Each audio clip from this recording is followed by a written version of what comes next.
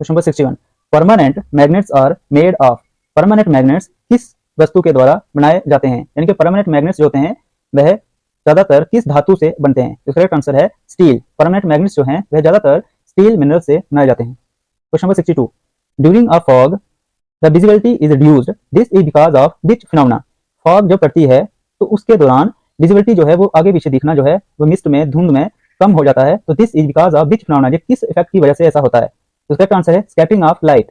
जब भी फॉग जब मिस्ट पड़ रही होती है तो हमें आगे पीछे देखना जो है वह निष्क्रिय हो जाता है, बहुत कम हो जाता है, रिड्यूस हो जाता है। हमारी जो विजन जो है, आंखों की रोशनी जो है वहां आगे पीछे देखने की क्षमता कम हो जाती है। वह सारा का सारा इसके पीछे का फिनोमेना स्कैटरिंग ऑफ लाइट से जुड़ा हुआ है, यानी डिस्पर्सन ऑफ लाइट। जैसे ही लाइट जो है वह डिस्पर्स होती है, बिखरती है अलग अलग कलर्स में, हमें विजिबिलिटी जो है वह हमारी रिड्यूस होने लग जाती है। तो इसका करेक्ट आंसर है स्कैटरिंग ऑफ लाइट और dispersion of light. Question number 63, weightlessness experienced in a spaceship is due to dash.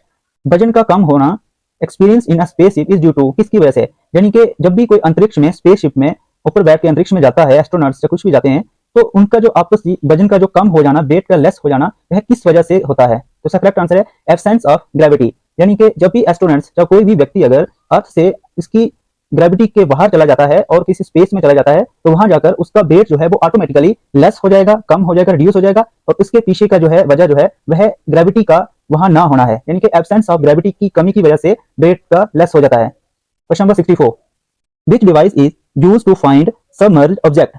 Submerged object को ढूंढने के लिए किस तरह की डिवाइस का प्रयोग किया जाता है। करेक्ट आंसर है सोनार। सोनार एक ऐसी डिवाइस है जिसका यूज जो है सबमर्ज्ड यानी छुपी हुई दबी हुई चीजों को ढूंढने के लिए, तलाशने के लिए, खुदाई करने के लिए या फिर न्यू चीजों को इन्वेंट करने के लिए किया जाता है। तो इसका करेक्ट आंसर है सोनार। सोनार एक ऐसी डिवाइस है जिसका यूज जो है वह सबमर्ज्ड ऑब्जेक्ट यानी छुपी दबी कुछ चीजों को ढूंढने के लिए किया जाता है। Question number 65, what converts the alternating current into direct current.